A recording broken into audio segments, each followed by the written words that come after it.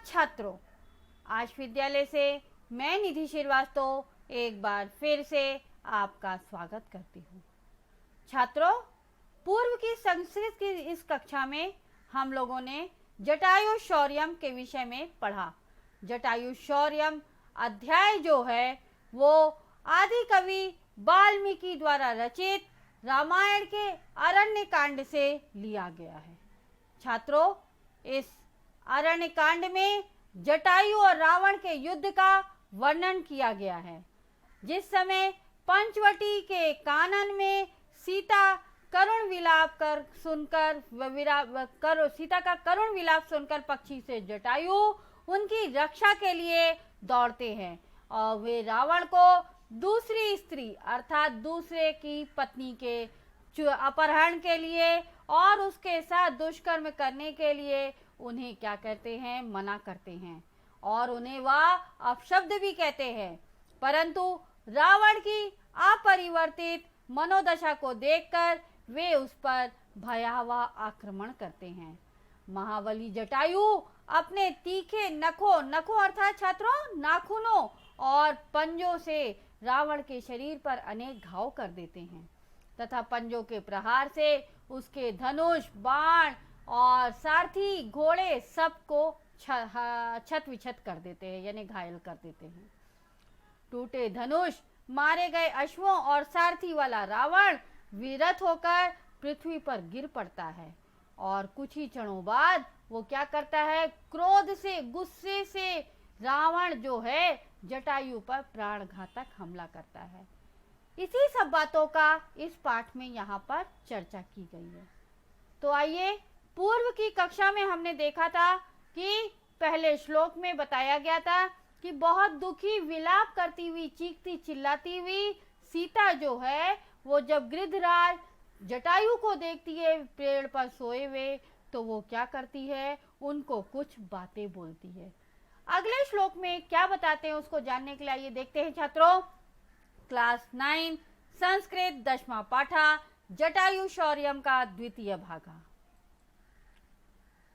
छात्रों, प्रस्तुत पाठ में गद्यांश एवं पद्यांश का हिंदी भाषा में अर्थ, अन्वय, शब्दार्थ, संधि विच्छेद पर प्रकाश डाला है। छात्रों, यहाँ देखिए कैसे रावण जबरदस्ती सीता का अपहरण कर रहे हैं, ये पिक्चर में दिखाई दे रहा है। आइए छात्रों, दूसरे श्लोक पर ध्यान दीजिए। दूसरा श्लोक, जटायो पश्य मामार्य ह्रियमाणाम नाथवत अनेन राक्षसेन्द्रेण करुणम पाप कर्मणा। छात्रों, आपको मालूम है कि श्लोक का संलाप करने के लिए हमको अन्वय करना होता है और अन्वय करने के लिए हमको निम्नलिखित बातों को ध्यान में रखना होता है कि कर्ता, कर्म, क्रिया और इनके विशेषण को उनकी अन्य विभक्तियों के साथ एक ही पंक्ति में सुनियोजन करना है। तो देखिए छात्रों, अन्वय इस श्लोक का, आर्य जटायु अनेन पाप कर्मणा राक्षसेन्द्रेण अकरुणम अनाथवत ह्रियमाणाम माम पश्य। छात्रों, अन्वय के बाद हम लोग इसका शाब्दिक अर्थ देखते हैं। तो देखिए, अशाब्दिक अर्थ भी हम अन्वय के माध्यम से ही देखेंगे क्योंकि संलाप भी अन्वय के अनुसार ही होता है। तो देखिए छात्रों, अन्वय इस श्लोक का शाब्दिक अर्थ, आर्य यानी आर्य, जटायो यानी जटायु, अनेन यानी इस, पाप कर्मणा यानी पाप के कर्म में लगे हुए, राक्षसेन्द्रे यानी राक्षस राज के द्वारा। ठीक है, राक्षस प्लस इंद्रेण, इंद्रेण अर्थात राजा, इंद्र का मतलब होता है राजा और एण लगा है यानी तृतीय विभक्ति, तो राक्षसेन्द्रेण अर्थात राक्षस राज के द्वारा। अकरुणम यानी अत्यंत निर्दयता पूर्वक, बिना दया के। ठीक है, अनाथवत यानी अनाथ के समान, ह्रियमाणाम यानी अपहरण की जाती हुई, माम यानी मुझे, पश्य यानी देखो। यहाँ पर छात्रों शब्दार्थ लिखा हुआ है, आप ध्यान से देख लीजिए। ह्रियमाणाम यानी अपहरण की जाती हुई, अनाथवत अनाथ के समान, पाप कर्मणा पापाचारी, अकुर्णम यानी निर्दयता पूर्वक, जबरदस्ती। राक्षस इंद्रेण यानी राक्षस राज के द्वारा। छात्रों इस श्लोक का संधि विच्छेद देख लीजिए। जटायो पश्य मामार्य, मामार्य में संधि हो रही है माम प्लस आर्य, माम यानी मुझे, आर्य यानी आर्य। ह्रियमाणाम नाथवत, ह्रियमाणाम नाथवत में भी संधि हो रही है ह्रियमाणाम प्लस अनाथवत। तो छात्रों ह्रियमाणाम यानी अपहरण की जाती हुई, अनाथवत यानी अनाथ के समान। तो जो अनाथ होता है उसी का अपहरण किया जाता है, ऐसा वो बता रही है कि अनाथ के समान मेरा अपहरण हो रहा है।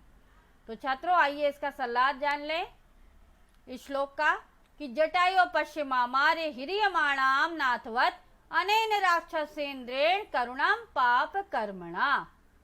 तो आर्य जटायो अर्थात हे जटायु, अनेन यानी इस, पाप कर्मणा यानी पापाचारी, राक्षसेन्द्रेण यानी राक्षस राज के द्वारा, अकरुणाम यानी निर्दयता पूर्वक जबरदस्ती, अनाथवत यानी अनाथ के समान, ह्रियमाणाम यानी अपहरण की जाती हुई, माम पश्य यानी मुझे देखो। तो वो क्या कर रही है, वो जटायु को जब वृक्ष पर सोए हुए देखती है तो उसको कहती है कि हे आर्य जटायु, इस पाप कर्मचारी के द्वारा या पापाचारी के राक्षस राज के द्वारा निर्दयता पूर्वक अनाथों के समान मेरा अपहरण करते हुए देखो, इसको मुझे देखो। ठीक है छात्रों, नाउ इसका अर्थ देख लीजिए। लिखा हुआ है कि हे आर्य जटायु, इस पापाचारी राक्षस राज के द्वारा निर्दयता पूर्वक अनाथ के समान हरण की जाती हुई मुझको देखो। अर्थात इसका भावार्थ ये बता रहा है कि हे आर्य जटायु, इस पाप कर्म करने वाले राक्षस राज रावण के द्वारा अनाथ की तरह हरण की जाती हुई आप मुझको देखो। नाउ थर्ड श्लोक देखिए छात्रों। तम शब्दम वसुप्त स्तु जटायुरथ शुश्रुवे, निरीक्ष रावणम क्षिप्रम वैदेहीम च दर्श सह। ठीक है, तो वही श्लोक का अन्वय करना है और अन्वय करने के लिए हमको कर्ता कर्म क्रिया और इनके विशेषण को अन्य विभक्तियों के साथ उनके एक पंक्ति में नियोजन करना है। तो छात्रों अन्वय देखिए। अथ औसुप्तः जटायु तू तम शब्दम शुश्रुवे क्षिप्रम रावणम निरीक्ष सा वैदेहीम च ददर्श। ठीक है, अब हम लोग इस श्लोक का शाब्दिक अर्थ अन्वय के माध्यम से जानते हैं कि अथ यानी इसके बाद, औसुप्त यानी सोया हुआ, जटायु यानी जटायु, तू यानी तो, तम यानी उस, शब्दम यानी शब्द को, शुश्रुवे यानी सुना, क्षिप्रम यानी जल्दी से या शीघ्र ही, रावणम यानी रावण को, निरीक्ष यानी देखकर, सह यानी वह, वैदेहीम यानी सीता को, च यानी और, ददर्श यानी देखा। ठीक है छात्रों, ये इसका शाब्दिक अर्थ है। आइए श्लोक का हम लोग छात्रों संधि विच्छेद देख लेते हैं। तम शब्दम वसुप्तस्तु, तो यहाँ पर संधि हो रही है शब्दम वसुप्तस्तु में शब्दम प्लस औसुप्तः प्लस तु। जटायु रथ में भी संधि है जटायु प्लस अथ। शुश्रुवे निरीक्ष्य रावणम क्षिप्रम वैदेहीम च ददर्श सह। ठीक है, तो आइए अब हम लोग इसका अर्थ जान लेते हैं कि अथ औसुप्ता जटायु तू तम शब्दम शुश्रुवे, अर्थात अथ यानी और या फिर इसके बाद, औसुप्ता जटायु यानी सोए हुए जटायु ने उस शब्द को सुना। ठीक है, और सुनने के बाद क्या किया उसने, शीघ्र ही रावण को देखकर, क्षिप्रम रावणम निरीक्ष्य यानी शीघ्र ही रावण को देखकर, सह यानी उन्होंने, वैदेहीम च ददर्श यानी उन्होंने तुरंत वैदेही को देखा। वैदेही कौन, सीता माता को। ठीक है छात्रों, तो देखिए यहाँ पे छात्रों कि फिर सोए हुए, अर्थ देख लीजिए लिखा हुआ है कि फिर सोए हुए उस बूढ़े जटायु ने उस शब्द को सुना और शीघ्र ही रावण को देखकर उन्होंने वैदेही सीता को देखा। ठीक है, तो अर्थात इसका भावार्थ क्या है कि इसके बाद सोए हुए जटायु ने, उस सोया हुआ था जटायु वृक्ष के ऊपर, उसने विलाप करती हुई सीता के शब्दों को सुना और सुनने के बाद रावण को देखता है और उसने जल्दी ही तुरंत सीता को देखा और सारी बात को समझ गया। ठीक है छात्रों, तो ये दोनों श्लोक यहाँ पर समाप्त होते हैं। इसके साथ यहाँ पर यह अध्याय, यह भाग भी समाप्त होता है। छात्रों, आज के 2 श्लोकों में आपने पढ़ा कि पहले तो कि वो जटायु, सीता जो है चिल्ला रही है और विलाप करती हुई जटायु को कह रही है कि हे जटायु, आप मुझे देखो, कैसे राक्षस राज के द्वारा मैं निर्दयता पूर्वक आप अनाथ के समान अपहरण की जा रही हूँ। और दूसरे श्लोक में उसने जैसे ही दूर से वो शब्दों को सुनता है जटायु, और सुनने के बाद जल्दी से वो रावण को देखता है और रावण को देखकर वो क्या करता है, सीता माता को देखता है और सारी बातों को समझ जाता है। तो छात्रों, आपको ये दोनों श्लोक अच्छी तरह समझ में आ गए होंगे। अगर आपको इन दोनों में श्लोकों में से कुछ भी डाउट है तो आप आश विद्यालय के ऐप्स को लाइक करके क्वेरी में जाकर अपना डाउट पूछ सकते हैं। मैं आपका जवाब जल्द से जल्द दूंगी। तब तक के लिए धन्यवाद छात्रों।